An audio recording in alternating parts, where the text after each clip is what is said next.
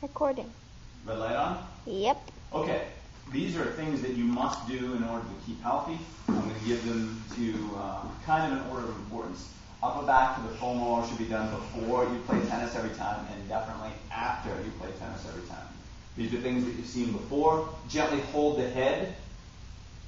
Roll slow and steady back and forth across the upper back. Pay extra attention to the top of the shoulder blades. This is position number 1. Position number 2 is the elbows come together. Pay special attention to the top of the shoulder blades. Avoid the low back. Position number 3 is to flex your spine like you're doing a crunch. Spend somewhere around 1 to 2 minutes on that area. Next area, number 2. Lat. Do this twice as much on the side that you serve with as you do on the other side, but you should spend some time doing this on the left side. Stay away from the bottom of the ribs and the low back. If your neck gets tired, you can hold your hand. There are a few ways to look at this. Number 1, you can kind of roll down towards the floor or roll up towards the ceiling, which will be pretty tender, and you can kind of scooch along the roller here. Slow, steady movements. This is a spot that you feel it's talking to you. It's a little sore. Stop on it. Stay on it. And breathe. You should be doing this for 1 to 2 minutes at least.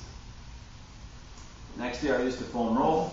Let's go ahead and get the calves. Start just above the heel. This is for both sides. Leave the foot relaxed. You can use a 1-foot roller or a 3-foot roller. It doesn't matter. Leave the foot relaxed. Roll forward. When you find it, you can just go gently back and forth. So after a tennis match, slowly and steadily rolling about 1 inch per second is what you want to do for about a minute. Before a match, kind of go look for a spot that's sore. And if you need a little extra pressure, put it on there. Think of a tension scale of 10 is the most tension you can imagine. 0 you don't really feel much. You want to feel about a 5 or a 6. You want to feel it, but you don't want it to be so tight or sore that you tense up. So you do want to be able to relax down into it. Okay, that's the calves, and you're going to do both sides for the calves. Next area that you're going to need is just this guy right here, that part of the hamstring. At an angle. Slow, steady rolls. Now, it's not just here, but this band right here, on that side of the knee, to the back knee, to the front of the knee. So if I were to draw a line, that's where you have to release. That's going to put a lot of pressure on the knee. So if the kneecap, if it goes to the outside, this is one of the things that's pulling it out, where it's all in through there. Right side more than the left, but both sides needs this. Next one is going to be the front pocket. I'll stay with the right side, stay consistent. So, I know guys' front pockets are in different places than girls, but right around that front pocket area. Slow, steady rolls. Try to find a spot that's a little tight or sore and then hold it. You can keep rolling down to go to the front of the thigh and the quadricep, which is a good one to do, as well as the outer thigh or the IT band. If this is too tender, you can take 2 rollers and put one right next to each other, or if you have a towel, this is the camera straight. Seems like it's crooked a lot. Or you can put a towel over the top of that. So if you have a little towel that you travel with, that can be quite helpful. So those are the top things to do for the roller. So it's not overdone. As far as stretches go, you can just stay right there. I would recommend putting a towel or a pad under your knee. Start with the hip behind you. Tuck the hips under just like this, and then sit up. But you have to have that tuck in the hip. This can be for the front of the hip, maybe down into that IT band all the way down to the knee. Kneeling hip flexor stretch. Hold this for at least 60 seconds. Do it. At least 30 seconds. Do it at least twice. So your hip starts behind your knee. Tuck the hip under, and then come up. Light stretch here, and you went through there. Hold it for 30 seconds at least twice. You can do that on both sides. Next area, go ahead and stretch. I'll just do in this position.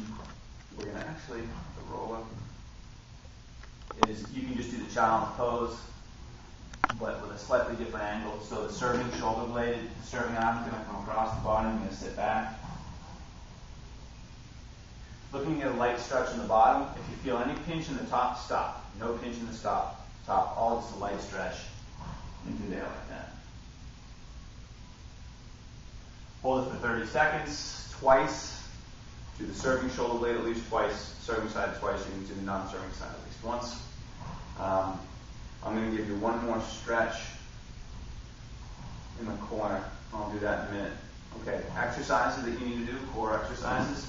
2 sets of 15. I'll take 2 sets of 12. Lying on your side, clamshells. Hip stays very still. Lifting the leg. So we're going to use these muscles right here. Make sure you do your rolling and stretching first and then come to this one. This muscle, as we strengthen it, will take pressure off of the knee because it's going to help control your leg better. It'll give you more power with your forearms and help you with your stopping and changing direction as well. With your forehands, but it'll definitely help your agility. Gotta have, this is the muscle we're trying to get. Not opening up like this. That's not what we want. Stay very small, very controlled with your movements. That's exercise number 1. Exercise number 2. Don't hang out like this. Body's in a straight line, very still. Very slow to the ground. I want you to do 8 reps on each arm, 8 reps on each leg. But hold as still as you can. Stay very still. Don't lift up high and arch the low back. That's not what we're after. The arm only goes up to about body height, if that. Leg barely comes off the ground. Squeeze the abs, squeeze the glutes. They have to stay still here. I want you to do 8 on each arm, 8 on each leg. You can do that 1 or 2 times.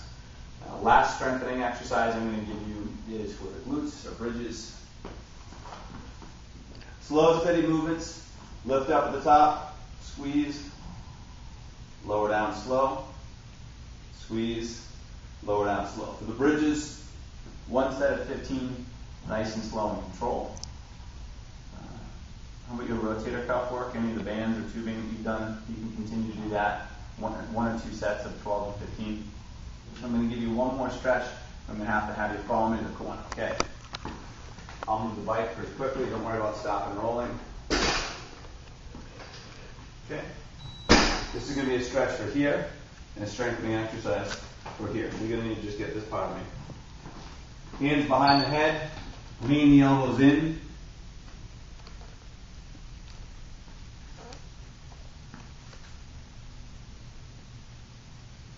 You can hold the stretch for 30 seconds, but after just holding to stretch here, I want you to actually try to pick your arms up so you're strengthening the back of your shoulders.